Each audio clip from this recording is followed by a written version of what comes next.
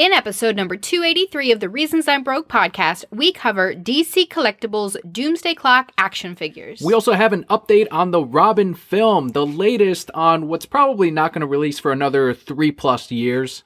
We also have our comic book review this week, which is Swamp Thing Winter Special. All of this and so much more on today's show.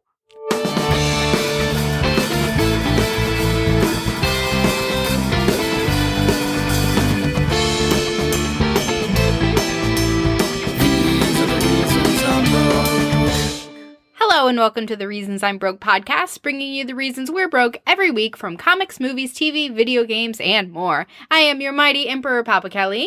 And I am Darth Vader Daniel. You have to follow that up with like a... Darth Vader Daniel. Do I have to do like, and Papa Kelli? Good. Excellent. That actually was not bad. So for those of you joining us for the very first time, welcome to the show. We have a little bit of a different format than we've had in some previous shows. If you're just jumping on or if you've been following with us, we're going to start out with some news. Then we have our Broke Hat block and our comic book highlight at the very end. Starting off with one of DC's biggest acquirements in the last probably decade, and that is with Brian Michael Bendis on the John Suntress's Word Balloon podcast. It's one that I listen to every week. It's awesome. He has interviews on there with all of the greatest creators and really learn a lot about the industry itself. And he had Brian Michael Bendis on there. They call it the Bendis tapes because he's on all the time. He's like a co-host to the show. That's how often he is. And thankfully, because of this big news, everyone wants to know more about what about the deal, what's happening. And he did speak out about the other offers that Marvel offered him before he finally decided to go with DC. We have a quote here from Bendis, quote, "I know people are tuning in to hear me say something bad about Marvel, but I gotta say there's no drama or gossip. I heard both companies' plans for the future, and they're both very good. There's more than I can accomplish with what DC was offering. There's more partnership involved. A deep partnership that Marvel, they're not in that business right now." End quote. So I'm still hearing DC offered him the bigger paycheck. They offered him more years, yes, more money. Probably more years, more money, more freedom to do what he wanted to do. You notice that word partnership, which means doing what I want to do. Yes. Whereas Marvel probably had tighter reins. So Marvel did end up offering Bendis, Wolverine, and Deadpool, but he ended up declining both titles. So those would have been some massive pulls for him. Would have been titles like Deadpool, for example, and Wolverine's Return. They're guaranteed titles that are going to sell very well, and I'm sure he gets a cut of however many copies they ship out to the comic stores. But at the end of the day, it sounds like he wanted Superman, and that's what DC has. They have characters that he hasn't played with for many, many years. Right, and yes, he made a smart choice. I don't know. But at the end of the day, it comes down to what's better for him as an artist, as a creator, making these things. So, and I mean artist, not he's drawing, as in he's a creative artist. On the podcast, he did say that he always feels bad when he signs on to a new comic book or a new title and now a new company. He got to meet different editors. He said that he was like, these I don't want to work with. These guys I do want to work with. These I can get along with. And he felt bad that he is inevitably kicking someone off of a book by saying, I want to do Superman. So the way they're going to go about bringing him into the DC universe is they're going to do a Man of Steel miniseries. So that's going to be what Bendis writes. It's going to be what sets up his story, which is going to be in Superman, not Action Comics.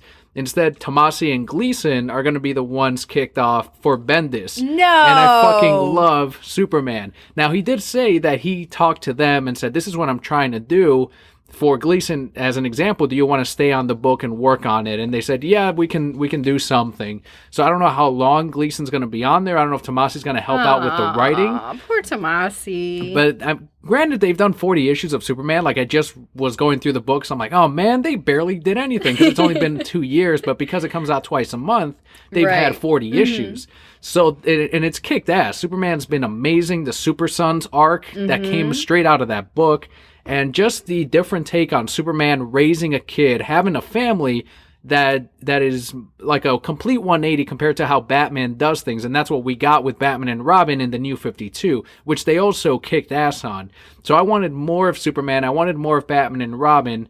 But if this means that Tomasi's going to go on some other title, whatever it is, we know it's going to be solid. Now, just because we want more of this good thing with Superman, Little Jonathan Kent Jr., we're still going to get something good, but on a different character. So it's like, oh man, this good thing is ending, but this other good thing is going to start. That's a great way to look at it. I'm very proud of you. I'm over here like, them beach ants.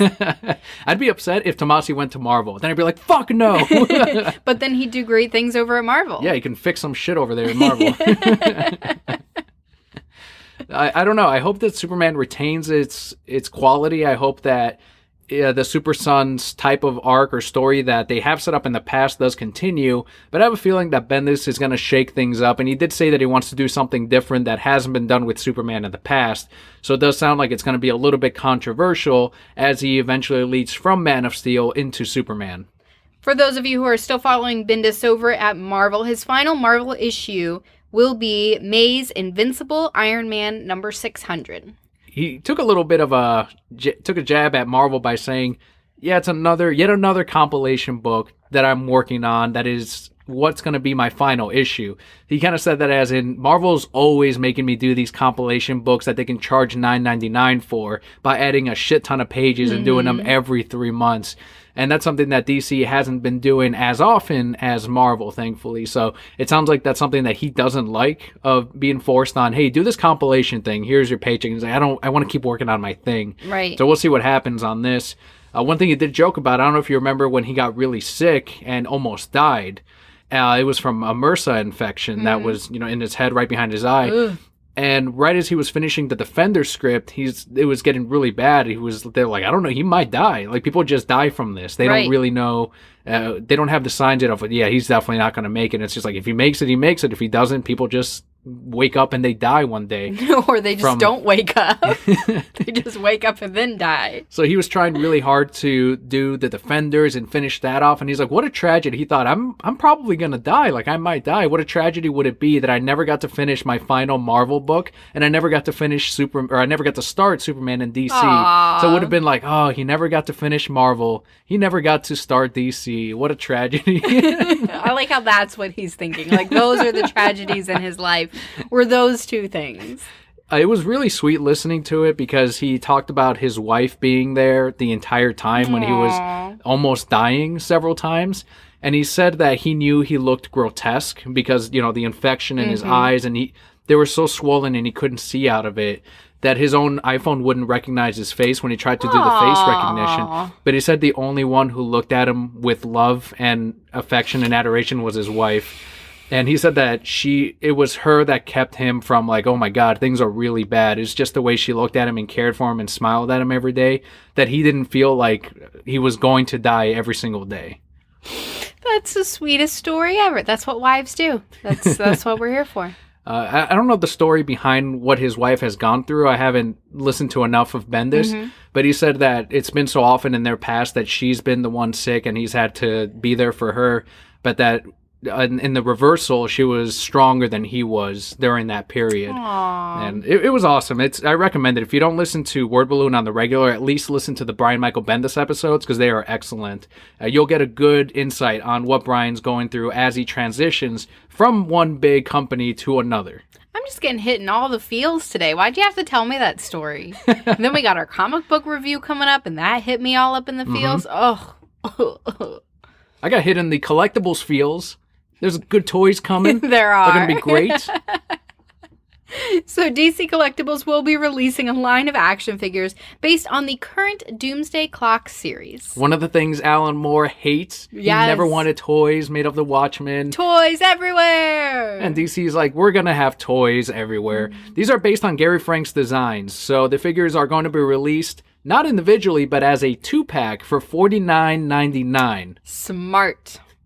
I'm buying them. I'm buying them. Smart. It's Doomsday Clock. It's Gary Frank. And the figures actually look really good. So the pairs are the Comedian with Marionette, Rorschach with Mime, and Ozymandias with Dr. Manhattan. I do want to point out that Dr. Manhattan is not nude in this. He's not. You can't sell kids a nude thing. You're not selling kids. Kids are not buying these action figures. Okay, well, nobody wants to sculpt a little dingle and print it on on a thing, okay? Do you think that means that he won't be naked at all in Doomsday Clock, or do you think it's just because it's a toy? No, we're not going to see him naked in Doomsday Clock. Not even like a shadow, implied naked? We might see a shadow and we might see a butt cheek, but I don't think we're going to see a dingle.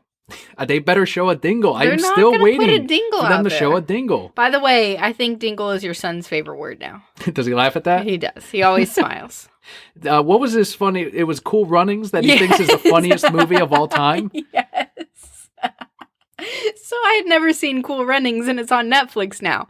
And so I'm thinking, I always hear good things about this movie. People always talk about how much they love Cool Runnings. We'll fucking watch Cool Runnings. Because there was no Lucifer, and there was no This Is Us this week. And my world was shattered. What was I had to watch The Bachelor.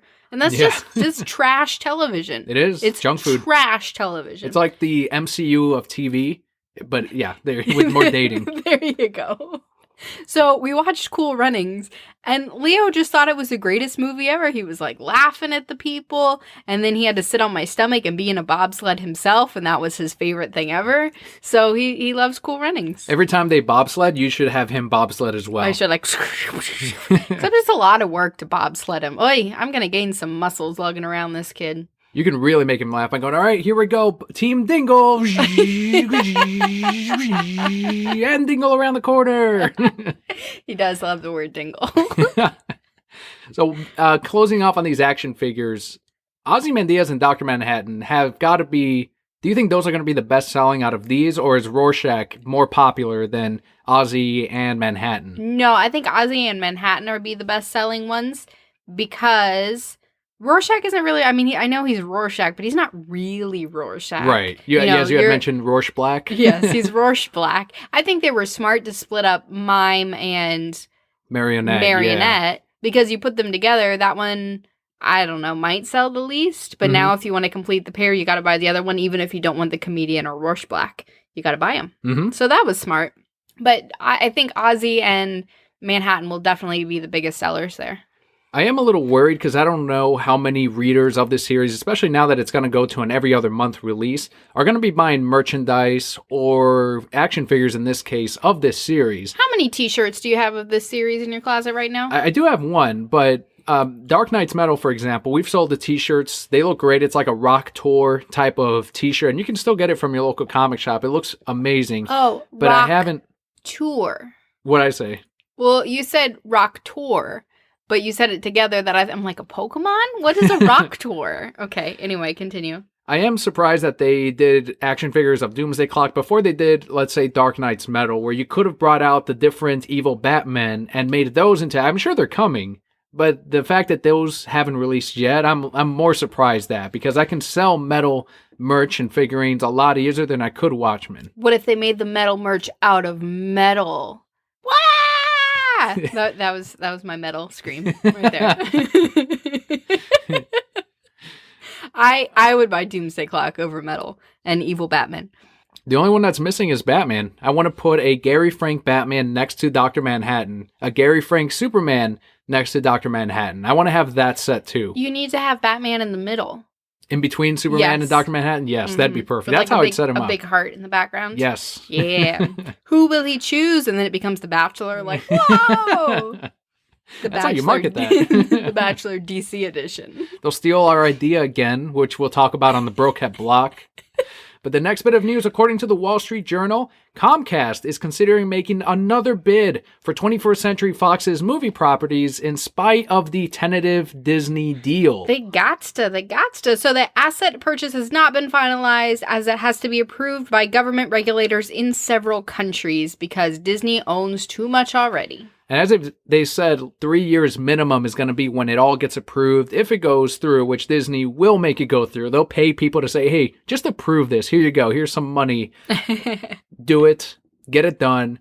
But I guess Comcast is going forward like, hey, if that doesn't go through, or if you want to get shit done now, here's another offer that we're going to be putting forward. And I'm on the team of, yes, let's get that fucking deal done. I don't want Disney getting any bigger than it is. I still think that deal is ridiculous. As we said before, it was like we retweeted that thing where 91% of box office earnings for that weekend was all Disney. Right. It's like, yeah, this isn't a fucking monopoly at all. This is totally okay. Comcast needs to be like Tarek and Christina from Flip or Flop. I'm going to offer you this much, and it's a cash deal. We'll close today. And they always take them up on it. If Comcast does get 21st Century Fox's assets, do you think they will then turn around and sell Spider-Man, or I'm sorry, the Fantastic Four and X-Men over to Disney separately? Or do you think they would keep them and then have Disney pay them to borrow them, essentially, like Sony's doing with Spidey? Oh, man. I don't know. That's a good idea. That's a tough one. Do you think Comcast really has any plans for those characters? Aside from renting them to Disney, because that's what they should be doing. Right. That's if they get that deal, don't sell them off to Disney. Be like, yeah, let's do a Sony thing here. Let's all get paid. Yeah, they could. It would depend on what Disney came in and offered them. So if they said, we'll rent it to you for this much, and then Disney's like, or I'll just pay you X amount outright, which will probably still be an outrageous number, then yeah, fucking go ahead and sell it to them. We're never going to get those movies like we wanted with them again, but have we really enjoyed them all that much? Not all of them, no. Not all of them. So yeah, just sell them to Disney. Moving on over to the DC side of the big screen. In a Reddit Ask Me Anything, writer/director Alex Garland said he'd like to work on DC Swamp Thing when he was asked, what comic property would you like to work on next? Cool. Isn't Alex Garland the name of Swamp Thing? What's his name? Alec Holland. That's close, man. though. Super close. So Garland previously wrote 2012's Dredd based on the Judge Dredd comic book character. We love Dredd. That's the one we loved, right? Oh, it was so good. It's so fucking good. So good. You saw it for the first time less than a year ago. You liked it. It was great. Told you it was going to be awesome. It didn't even have a love story, and I loved it.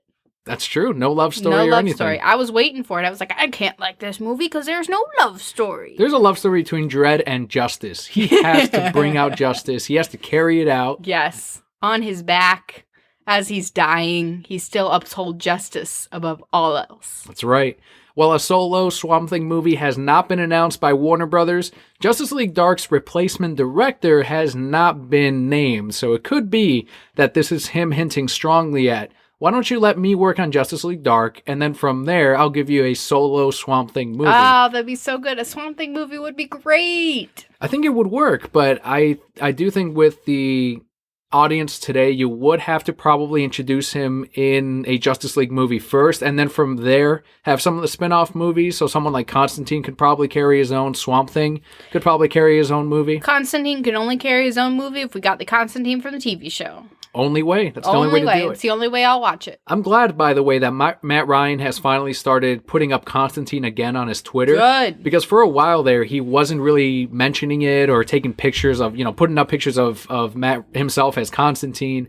But now that he's shown up in DC's Legends of Tomorrow, he's like, hey, everyone, check this out. And he's retweeting all the Constantine stuff. So I'm like, all right, you got signed on for something. You're promoting the shit out of this. Yes. And as well he should, because he was a great Constantine. I was a Constantine hater, and he turned me around. Now you get to see DC's Legends of Tomorrow. Nope. He's in it, though. We can just fast forward through those parts. Okay, so he can be in it for 2 seconds like that Arrow episode? and weren't they the best parts of Arrow ever? Ever. Yes. It's better than The Bachelor, so whatever. A Constantine Bachelor. That would be a good one. That would be one I would watch. I would sit through that. I'd rather watch the Batman Bachelor. The Bruce Wayne one? The Bachelor. Oh, I love it. Selena would win. Hashtag Batcat. I don't know. Hashtag Batcat. Calm down. So the live-action Robin film, Kelli, is coming out. We are going to get it, whether we like it or not. You're confusing first-time listeners. The Nightwing movie. Yes, a.k.a. Always Robin, Forever Always Robin. The harder he tries to be named Nightwing, the more often he's going to be called Robin. Yes. So the director, Chris McKay, has an update on this upcoming live-action movie. McKay said on Twitter, quote, Nightwing script expected very soon. Working on Rip-O-Matic to show the studios. This is going to be a long process, so don't expect casting news anytime soon. We are taking our time. Expect big things from DC, Jeff Johns, and WB team. Exciting year ahead. 2 exclamation marks. End quote. That's how you got to do it. A Rip-O-Matic. It is, are you familiar with those? No. So it is basically something you present to the studio. It's not high quality. It can be cheap. It can be storyboards. It can be poorly acted, no special effects. But it's the director showing what kind of vision they have based on a scene. So they'll film like a short scene. They'll have music cut in there. And they'll say, this is what the feel of this Nightwing movie. And that's what they'll present. And they'll give them a budget based on that. Or they'll say, no, this is what we're looking for. And so on. So that's what he's working on. So it is a very early stage still with no casting yet. He put out on Twitter a poll of what are you looking for in a Nightwing character, in a Nightwing casting. And definitely, I mean, that should have been one of the options, and it wasn't. The 2 more popular ones were a sympathetic character, so someone that I guess all the audience members can... Oh, no, he said a sensitive character.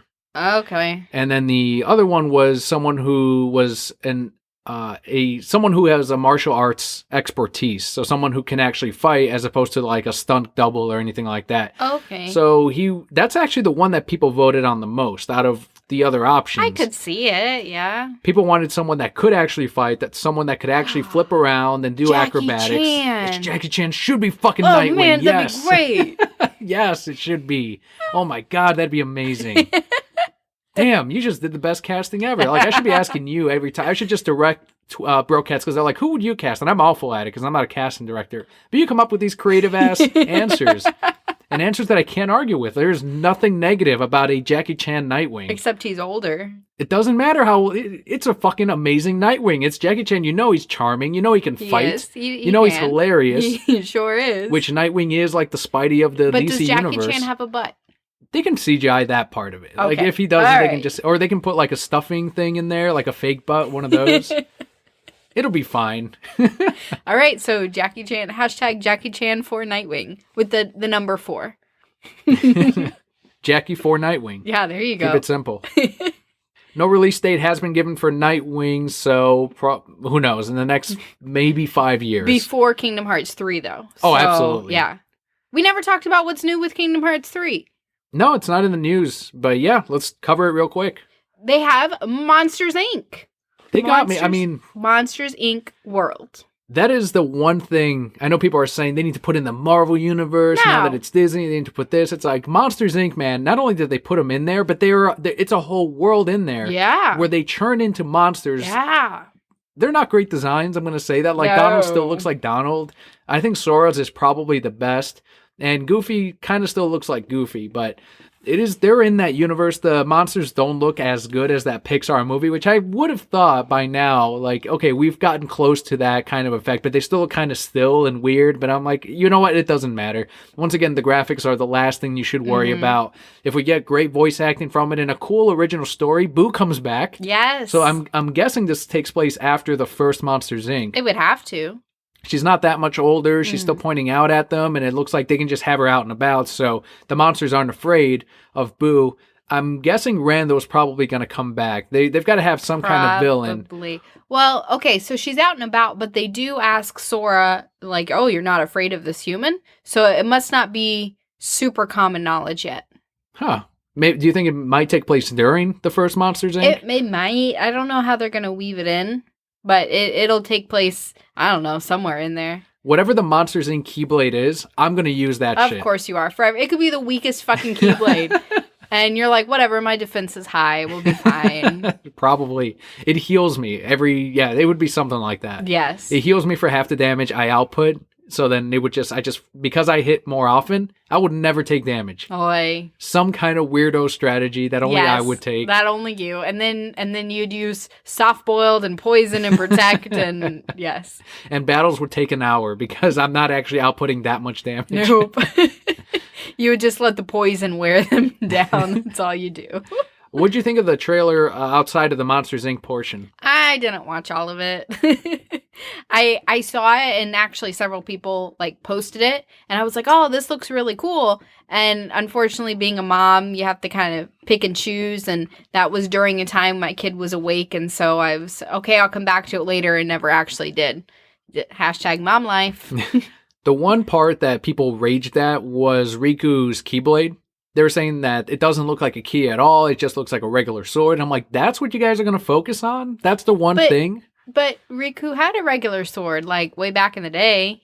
I don't remember. Does he look older? Is he still handsome? He looks a little bit... He kind of looks more like a regular Final Fantasy character than a Kingdom of Hearts character. I don't know what that game you just mentioned was. Look up on Google, Kingdom of Hearts 3 Riku, and it should pop up. And you should be able to see his Keyblade. While you are looking that up, people have been saying, oh man, I can't wait to play this. And like I was telling Brian too, because he was excited about the Monsters Inc. Part 2. He knows how big of fans we are, and he loves Monsters Inc. too. But he wanted to play it, and I said, we're going to have to cryogenically freeze ourselves before we can, if we want to play this, because this shit is not coming out until 2080. And as I said initially, Leo's grandchildren are going to have a great time playing this. Oh, yeah, they're going to really enjoy it. They're going to come to me like, great grandma, guess of this game that I just started playing? It's called Kingdom Hearts 3. It just released. Riku is not cute anymore. What do you think of his Keyblade? I don't care about his Keyblade. I hate his pants. Oh, his short shorts or his long short jeans, long jeans. They're picnic blanket pants. He's got low plaid picnic blanket. He's got some high socks, some boots, whatever those are. He can wear the boots. I don't care about the boots. I don't care about the jacket. It's these weird ass shorts, and they got little leather straps. Here's one I didn't bring up to you. When I was listening to, I think 3 episodes ago about sexy male video game characters, you said Riku wasn't one. I got one, and if this isn't it, then there's definitely no sexy male characters. What about Chrom from Fire Emblem? Oh, yeah. Fucking found one. Damn it. You did. That's it. That's the only one, though. Just Chrom. There's one. Just Chrom. I mean, it kind of helps that Chrom was my husband in the game, too. So, like, I have that emotional attachment because he saved me from death. He was there when I opened my eyes. I've got one more. What about N from Pokemon? No. Okay. All right. I mean, he was, but his personality just... Meh. What about any of the professors in Pokemon? No, it seems like... Okay. Never. Just double checking, because a lot of women do like Professor Sycamore. Who's that one? He's the one with, like, the longer hair, No. and it was right in X and Y, I believe. You're looking him up, too? I will look him up, but nope. I can't wait for Kingdom of Hearts 3. Again, I don't know if I'll play it before it comes out. I don't know if I'll still be alive. I typed it in with that extra word that you add, and only fan art came up because that game doesn't exist. It does exist. No, it doesn't. I'm looking up Sycamore. My Google is not working. Is going very slowly, but I bet you Oak is more handsome than he is. Ew, no, ew. Why has he got skinny jeans? He's skinnier than I am. Because he's young and modern, and that's what the kids like. Oh, he looks like a kid toucher. Like, Jesus. He does. He looks like Chris Hansen's going to come around the corner. Like, why don't you have a seat over there? The final bit of news, and it's kind of like a subtle pseudo-review from Kelli, because you have seen Justice League for the second time now. I have. So my dad purchased it recently. It came out digitally. And right. Is there spoilers? Because I know Brian hasn't seen it yet. Oh. Yeah, I guess. Okay, spoiler alert? I don't have to give spoilers. I can talk about what I noticed with you later. So yes, my dad purchased it because he hadn't seen it in theaters, really wanted to see it. And Brokets, who listened to our review, know that you and I weren't really a fan of it. It's your least favorite of the DC. DCEU, yeah. DCEU. I think it was my second least favorite. I don't remember. But my parents really enjoyed it. So that's one thing. You know, like we discussed, they tried to make it for a broader audience instead of, you know, making a great film for fans. And it's probably, aside from Wonder Woman, what my parents liked the most from the DCEU. So there is that. They enjoyed it more than Thor Ragnarok. So you got that in there too. I got more out of it the second time, but really didn't enjoy it anymore than I did the first time. So there were more things about the story where I saw and I'm like, oh, so that's why that happened, because this happened, and that's why they were successful because of these things. You know, a few things like that I noticed second time around. I noticed the upper lip CGI. Because you were now looking for it, I guess. Because I was now looking for it. So I kept that to myself so my parents could enjoy it, you know, as a whole. Something my dad did say is that he didn't like Steppenwolf CGI. Mm-hmm. And I said, yeah, that was real crappy. I didn't like it either. So that was still the same. So, you know, I'm still about the same level with it. It wasn't like Wonder Woman where I enjoy it more every time I see it, or Suicide Squad, I enjoy that every time I see it. This was kind of like, it's still the same, but oh, now this part makes more sense. I wish I had noticed that the first time. Mm-hmm. Because it does really add a little bit more to the story, I guess. There were some deleted scenes that are starting to go up on Twitter because some people got a hold of the Blu-ray version where it has the extra special features ahead of time or early.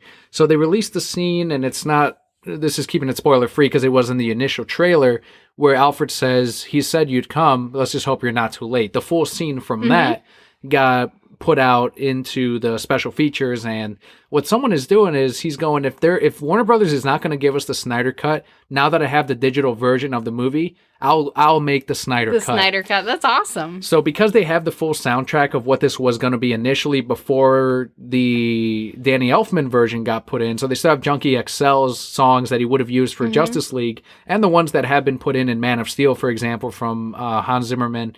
They actually ended up taking all of the songs. He's going to make a full cut of the movie with all of the music, with the deleted scenes in there, and he's going to release his own Snyder cut that now all of these DC fans are waiting for. Yeah. I'm saying, like, thematically, it's probably going to feel better. It's going to feel more epic, but the movie's still not good. Like, the storytelling is still very simple. It's still not going to have the things that we did enjoy from the previous DC films, but at least it's going to feel more like it fits in line, at least with the theme song, with the extra scenes from what we got in the past. I would still watch it. I would give it a third watching for the almost Snyder cut, just to say I saw it. This feels more like what it should have been instead of, like you said, the Joey Whedon version where they cut out a bunch of shit and refilmed a bunch of shit and did a bunch of stuff that they shouldn't have. One of the final things I do want to say before we head into the Brocat block is with Aquaman coming out later this year, my movie, I can guarantee you right now, because I've seen an early cut of Aquaman, that it will be better than Justice League. You will like it more than Justice League. Because you're in it more than Justice League. Exactly right. The teaser trailer will be coming out next month. And this is what I got. I've already seen that teaser trailer. I hope you enjoy it. And like I said on Twitter, if you pay close enough attention and people that have seen enough of me, you'll be able to point out the scenes in which it is me and then when it is my stunt double, Jason Momoa. So if you pay close attention, you'll be able to know which scenes are which. Can I say this was a little weird for me? My mom really had a thing for Aquaman in that movie. Like, every time he would say something, she'd go, "He is a bad boy." And I was like, whoa, Mom, calm down. It was so funny. Good to know. Why is that good to know? It's your mother-in-law. It's just funny. It's just really funny. It was really funny. One thing I've debated doing is creating another Instagram account and then recreating all of Momoa's posts just as myself, as poorly as possible, just to confuse the shit out of everyone. Like, wait, which one is the real... Damn it, I don't know which Instagram... Like, it'll slowly turn into my Instagram account that he is copying, because that's how it'll build. Because you'll be posting it before he does? How does that happen? They won't pay attention to that. They're not going to look at the posting time. Please do this. This would be fantastic. I might do it. I'll think about it. You could be No Moa. I would just say Aquaman. Like, he's the... No, I'll do it myself. We'll figure it out. All right, Brocat block before our Patreon shout-outs of the week. You got your jingle. You can do the jingle for the Brocat block. I got a new jingle. All right. I have to change every week because I always forget what I did last week. Best of luck every week. Here we go. And now for the Brocat block.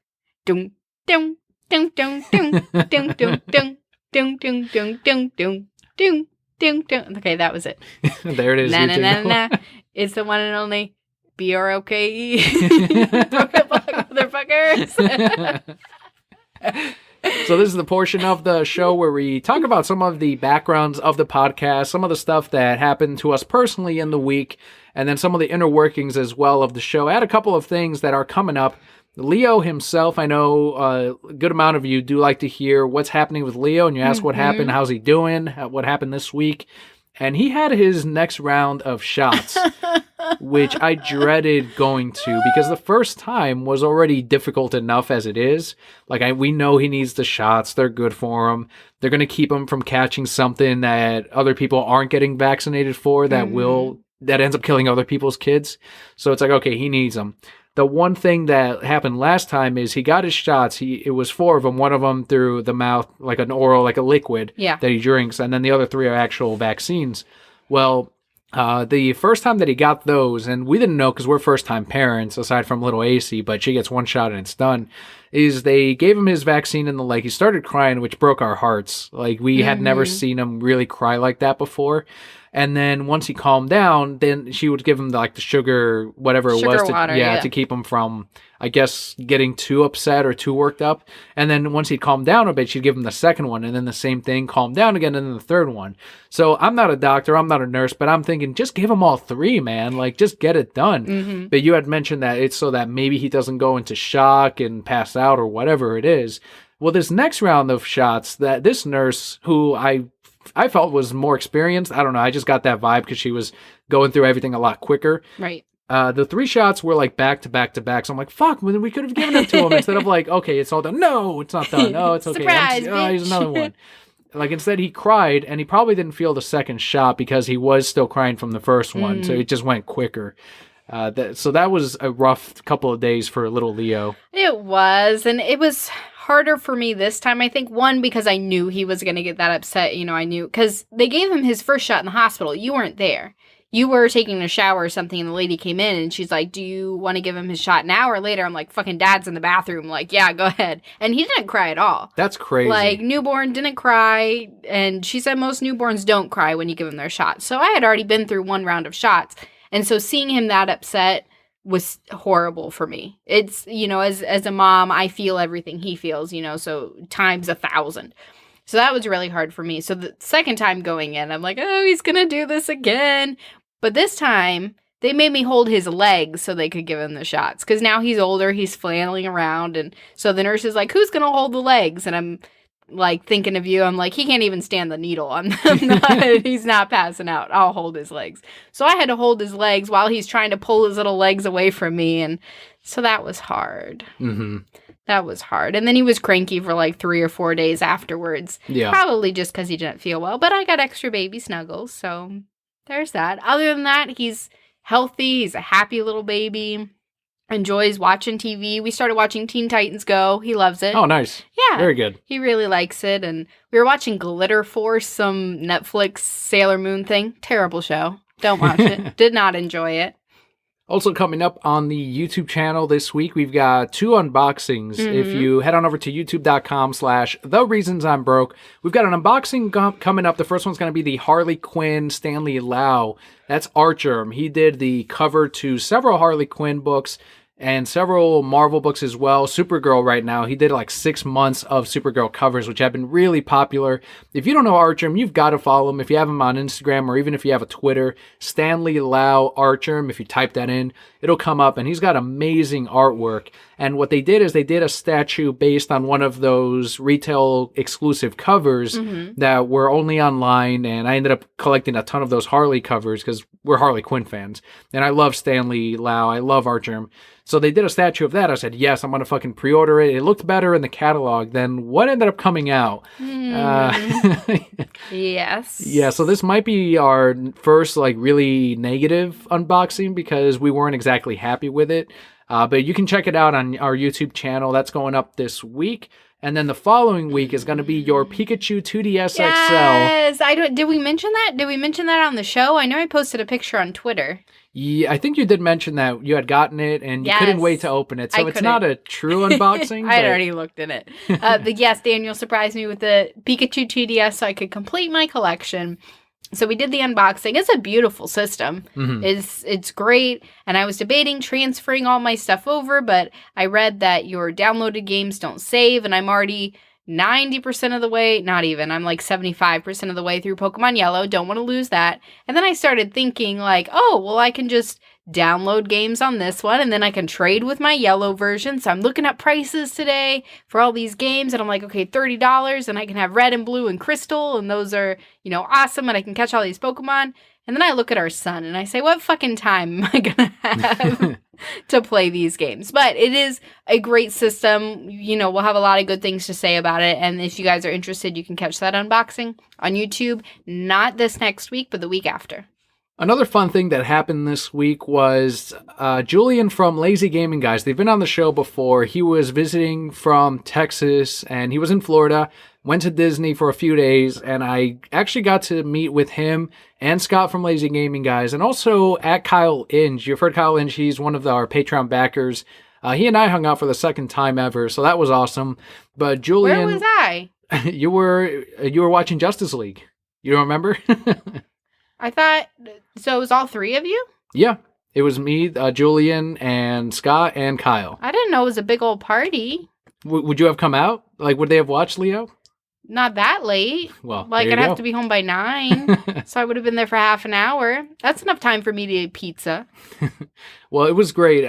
There's this ongoing joke on the Lazy Gaming Guys channel that Julian keeps falling asleep while they're playing the game. So as they're streaming, and you could only hear it through audio where he just gets quiet and he just, every few seconds, huh? Like, you can clearly tell he fell asleep, he just woke up, and we're like, Julian, in the chat room, Swordfish and I are like, hey, Julian's asleep. And they're like, Julian, wake up. I wasn't asleep. He always denies it. Always. Well, recently he had the camera on as he was playing something, and he was like an hour and 45 minutes in playing the South Park game, and you see him nod off, like he falls asleep on the stream. Jacques, who's the other member of Lazy Gaming Guys, is talking and still talking, not even noticing that Julian fell asleep. And then Julian wakes up and he yells at Jacques, like he gets angry. I guess that he woke him. I don't know what it is. So we're like, oh my God, there's this timestamp. He actually fell asleep. There's proof. Well, come to find out that at Uno's, he fell asleep at the table while we were all talking. So it's like, I don't think this, he joked like, I must have necrolepsy? I don't know how to pronounce that. Not necrophilia. No. I forget what it's called. But yeah, where you just fall asleep during things. My dad used to have a teacher. Have I ever told this story? Yes. Where the Not teacher on the podcast, would just... though. Oh, so my dad used to have a teacher who'd be writing on the blackboard and then just fall asleep and then wake up and keep like writing right where he was in college. Like, that's, some people do that. That's what he has. I'm sure that's what he has, except it's not as instant. There you go. Narcolepsy. Yes. And he just fell asleep, and we're like, I took a picture. I'm like, look, he's asleep. And then at one point, there was music going on, obviously in Uno's. Well, he started like bobbing his head, like he was waking up. So I started bobbing my head, and everyone started bobbing the head as if we were listening to the song. So then he saw us bobbing our head, and he started bobbing his head too to the song, like to try to fit in, I guess. Like, oh, this is what we were doing, and it's like, this is what boys do. I don't understand it. Boys. It was fun. It was awesome. We ended up taking a great selfie together, which ended up becoming my new default Facebook picture. Yes, I saw that. Posted that up on Twitter. No more me. You weren't in the last one either. Oh. It was me as Aquaman. I have been in like 2 of your profile pictures in our whole 10 years together. That's important to your significant other, apparently, everyone. If it's a female, yes. Thanks. The final thing, too, is Warner Brothers ended up taking and stealing Superman Loves Batman and using it as a commercial for Valentine's Day. It was great. Yeah, so this is for Justice League. They kind of splice together all the times either Superman or Batman kind of call out to each other or look for each other. And yeah, they put it right up there as an advertisement to buy Justice League. Like the perfect Valentine. They called it the best bromance. I'm like, this is fucking Superman Loves Batman. They took that shit. That whole joke thing that is real, they're using it as advertisement. And Bobby first directed it to me as a direct tweet, and he said, look, LOL, bromance. And then, I watched it. I'm like, it's fucking Superman Loves Batman. Those motherfuckers, man. They should at least put hashtag Superman Loves Batman on there. Come on. You got to give credit where you got it, man. And it's all by Kelli. Yes. At least give your thanks to Al for your helpings to the Emperor and give her the proper credit, because that's where... I wish. At least I found that gif of Superman hugging Batman. That's all I really wanted in life. And I literally typed in Superman Batman, and that's what came up. So they did that. They took that from the podcast. Also, Bobby also pointed out that on The Flash, the other character that's also based on me, Cisco, he's talking to someone that can read minds, and she's going through, and he doesn't believe her. So she's going out and she's naming things that he's clearly thinking, and he's like not reacting to them really, like next. And then she says Bulbasaur, and then he like flinches and falls, and I'm like, what the fuck, man? He showed me that. I'm like, that's another fucking thing. That's another fucking thing that they took. My personality is literally now up on the fucking television. I would love for Momoa and the guy who plays Cisco to both be at MegaCon, so you can just jump between their tables when they're not there. Keep on signing autographs. It would work. Nobody would notice. You just like put on glasses and then take them off. You'd be like fucking Clark Kent, like.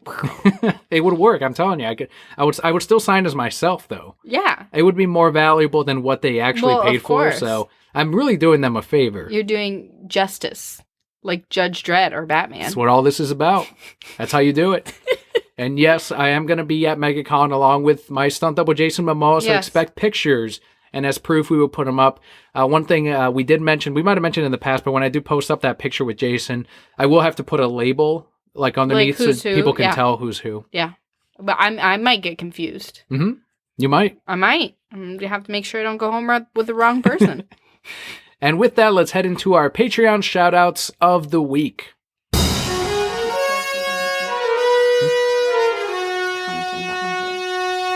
This week we have 3 shout-outs. The first one goes out to Brian, who is at BrianShaup1 on Twitter. He had an ending of sorts with his week as one of his favorite comics, Invincible. I've seen him come in with the Invincible t-shirt. Did end this week. So after 144 issues, the comic is over, the run is over, and it ended with a much thicker comic. And I know a lot of people, it's like a bittersweet ending because they're happy that they got a full run, but they're sad that there's not more coming. But when the story's done, you don't want to force it. So in this case, they had a beginning, now they have an ending, 3 compendiums finished. 3 compendiums? 3 compendiums. Boy, that's a whole lot. Our second shout out goes out to Christian, who is at Rocketman_131. Christian retweeted Tom Holland's response to Sony's statement on the new movie Peter Rabbit. So initially they had released a statement saying that food allergies are a serious issue. Films should not make light of allergies. And in one of the things, I don't know if you've seen the trailer, but the rabbit eats a blueberry and then he starts like choking on it because he's allergic. And it's supposed to be funny, but I guess people got offended and upset about it. Of like, that's not funny. Allergies, people die from that. I almost died from. So they had to release a thing like, we're sorry that they're probably going to delete that fucking scene from the movie now. But Tom Holland ended up having a response to that tweet and kind of pointed out the ridiculousness of the apology. His quote was, quote, "I really wish I'd had this reminder not to take cartoon animals as my role models before I started dropping Acme anvils on people," end quote. Tom Holland, of course, plays Spider-Man in the Sony Disney Spider-Man movies. So, yeah, that was that's a good fucking thing to retweet. That's Sony, don't even apologize. Just release the movie. Don't get me started on food allergies. I can't do it. I can't get started on food allergies. We would be here all day. The only thing that would have made it worse is if they had said it was a gluten joke, and then all these people came forward like, gluten's serious, guys. You can die from that. I'm like, God damn it. Serious. Jeez. I can't. Allergies make me so angry. And it's not that I'm angry that you have an allergy. Like, if you legitimately have an allergy, that's fine. It's the people who don't have allergies, or the people who don't have serious allergies and then go, I could die if I eat this. Well, scientifically, you can't die even if you're allergic to this, so... If you die from this, you'd be choking on it, which would have nothing to do with gluten or this or that. Boy, I can't. The final shout-out this week goes out to Kat. You can follow her on Instagram at Main Street Cat.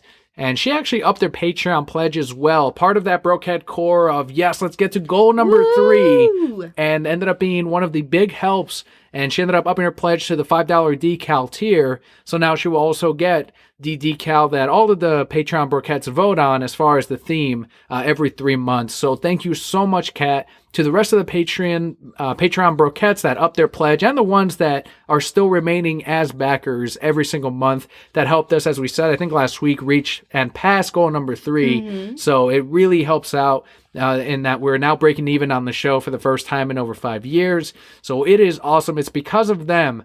Be sure to thank them. Be sure to follow them on Twitter, because it is because of them that we have Alphonic, that we have been able to do some of the extra things, some of the interviews on the show. And I'm working on getting a pretty big interview in the near future. I know we had promised Ty Templeton in the past, and that did not end up happening. So I'm not going to say who it is, but we'll see what ends up happening later this month. But it is, again, because of our Patreon backers that we can have Skype interviews. Can you tell me who it is? I'll tell you after we record, yes. Is it Dustin Wynn? It is not Dustin Wynn. Aww. It is not. Well, I don't care anymore. If you want to back us, head on over to patreon.com/thereasonsimBroke. We also want to thank decalavenue.com for the help at the $5 decal reward tier. Just $1 a month, everyone. If you're not a backer already, if you feel like you're getting $1 worth of entertainment every month, head on over to our Patreon page. But of course, our podcast will always be free. The best thing each and every one of you can do for us is let somebody else know about us. Leave us a review on iTunes or whatever podcatcher that you use. That helps other people find us. You can also leave us a voicemail, a question on speakpipe.com/thereasonsimBroke. There is a link in the description of this episode. So head on over there, 90 seconds or less. We're still waiting on a renewed bet on what Daniel has to do, something about Black Panther and get my toenails done. Yeah, I don't know if that bet's happening now because by the time this episode releases, Black Panther will have already debuted. I will have already seen many of the same tweets that I see every time a Marvel movie comes out of, no, this one is really the best, Daniel. For sure it is actually going to be the best one. Okay. It's the best Marvel movie ever. Aaron just pointed me out to a Reddit, I don't know what you call those threads? Yeah. I'm not really big on Reddit, but where they actually took a graph. Did we talk about this last time? Where they took the graph of the IMDb and Metacritic, and I feel like we did. But Aaron was the one who pointed that out, where they took the top 100 movies of each of these review sites, like IMDb, Metacritic, Rotten Tomatoes, and they saw that the trend of top 100 films for Rotten Tomatoes and Metacritic were in the last 10 years. So most of their top 100 films were in the last 10 years, whereas IMDb, which I think is a little bit more, it's definitely more legitimate than fucking Rotten Tomatoes, there were more spread out evenly as far as their top 100. A lot of them were in the 90s, a lot of them were in the 50s, and it was a flatter graph. But then if you look at the graph for Rotten Tomatoes, it's like, okay, there's one from the 40s in their top 100, and then boom, 80 of them in the top in the last 10 years. That's also because fucking everybody has the internet now and can call themselves a film critic and put their information out there and say, I didn't like it. Or every movie is the best movie ever. Every time one of those, that's how you know that it's like you're just excited that you just saw it and you think it's your favorite movie of all time. You can tell who really enjoys movies and who doesn't when you say, how'd you enjoy this movie? Oh, it was the best one they've released yet, as opposed to, well, I preferred these things from this other movie more. That's how you can tell. So I'm ready for it. As of right now, the movie hasn't, by the time of this recording, we're doing it, it hasn't released yet, but I'm just bracing for it is the greatest of the Marvel movies. It is happening. It is amazing. And it's like, okay, I don't care. I'm still not watching it one way or another. I have nothing negative or positive to say because I'm never going to see it. I have zero interest in Black Panther. It's released already. It released early for some people yesterday, but it premieres tonight. Yeah, people are already seeing it. It's all over my Facebook. They're seeing it, but they haven't already seen it. All right, fine. Whatever, Mr. Technicalities. So with the news, the Brokehead block, and Patreon out of the way, let's head into our comic book highlight for the week.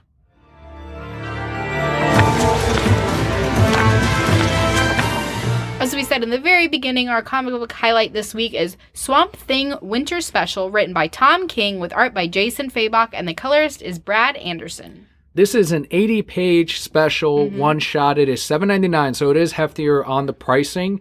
Because of that, it has gone out of print. Comic shops, I don't think, went too heavy on it. I know mine didn't.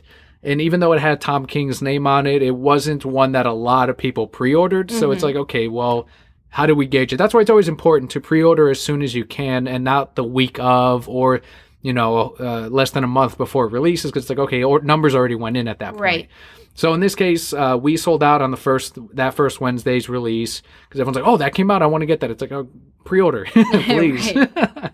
But it is $7.99. Just a heads up. It is out of print. They're probably going to do a second printing of it. So when they do, I do think it is worth picking up. If you want to start off with the review of the first portion of the story, there's 2 in total. Yeah, so the first portion of the story, you have winter takes over the swamp. You have Swamp Thing going through trying to take care of this little kid, trying to make it through this winter till they can get to the green again and everything can live. And the whole time the kid's, telling him how he fought this winter monster, and Swamp Thing saying, I don't remember, I'm detached from the green. And the kid keeps saying, yeah, you did this and this and this. And, he's essentially withering away taking care of this child. trying to run away from the snow monster. And this broke my heart. Tom King, you broke my heart.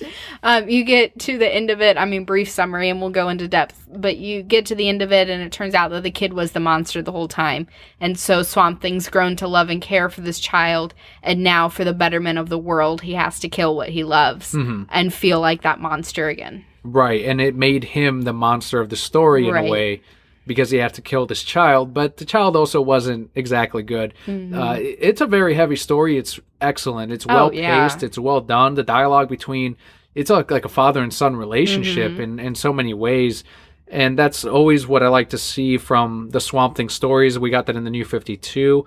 That's definitely a throwback as well, from what I'm hearing, and a lot of fans back to the Wrightson stories. And there's even a backup here of a story that wasn't released at all from what I'm seeing. You got to read the notes. There's a full thing by Len Wein and Kelli Jones of the Pencils and Inks, but they didn't put any of the dialogue in the story itself, and instead they kind of left it as is, as it was unreleased. So it was very interesting part one, or issue one, to what would have been a Swamp Thing series. So that's an extra thing that got put in there. There's a nice kind of goodbye or send off to Len Wein at the very end.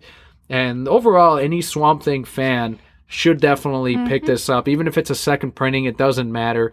Try to find it if you can. It is an excellent, solid story. Well worth the $7.99. It was. It definitely... the first story especially. The second one, it was cool to see, but you kind of have to decipher a little bit more what's really going on. As opposed to the first one where you could just read through. Like you said, it was very well paced. You have this great father-son relationship. Me being a mom now, I'm like, like halfway through, I kind of figured out that the kid was really the monster. And then I'm like, he's going to have to fucking kill him. Oh my God, he's going to have to kill this little kid in the end. And then Swamp Thing with those tears is like, you're grass, you shouldn't have tears. But he had tears, and then I had tears, and we all had tears, and... It's a good example of one of those things where it's like, okay, you see the ending coming from a mile away, but it's not what happens at the end that makes it. It's the journey there. It's the whole experience that makes this story. It doesn't matter that you know how it's going to end. How are you going to get there? And it does it beautifully. It does it extremely well. It makes me want a Swamp Thing ongoing. So, and I don't know if the market would support it right now, but I want to see that. So would you say that Tom King writes good stories? He does. He does do good stories. And sometimes I don't agree with what he does in those stories, but yeah, he's a very solid writer. Hashtag Batcat. It has nothing to do with Batcat. It does. You're like a Marvel fan right now. You have to bring down DC. You have to bring down. You have to bring up Batcat. Yes, I do. I have it can't to bring just be up that Batcat. Tom King wrote this other story that has nothing to do and with. he wrote that awesome story, and he's a great writer. And Batcat. I feel like that's a fallacy. I don't know which one, but it is a fallacy. No. So there's your recommendation and your comic book highlight this week, and also the podcast. Yes. Thank you guys so much for tuning in. You can hit us up on Twitter at ReasonsI'mBroke, at Papa Kelly. Let us know if you picked up the Swamp Thing Winter Special, what you thought of it. Let us know what you thought of Wakanda, the Black Panther movie. Yeah, you can let Kelly know. Let her know. They can let us know. Also, our YouTube unboxings, be sure to check those out. YouTube.com/TheReasonsI'mBroke this coming week and next week. So you know about them first, and then everyone else will see it. Also, the other video that I don't want to spoil yet, because I know some people haven't seen Justice League yet, but that one went up. It's exactly dun dun dun dun. So be sure to check that out. Now that's going to be stuck in my head forever. It's a good song. It is. It's a great song. It's funny. So thank you so much for tuning in. I'm Daniel. And I'm Kelly. And Broke at Core, all will be well. We'll see you next week.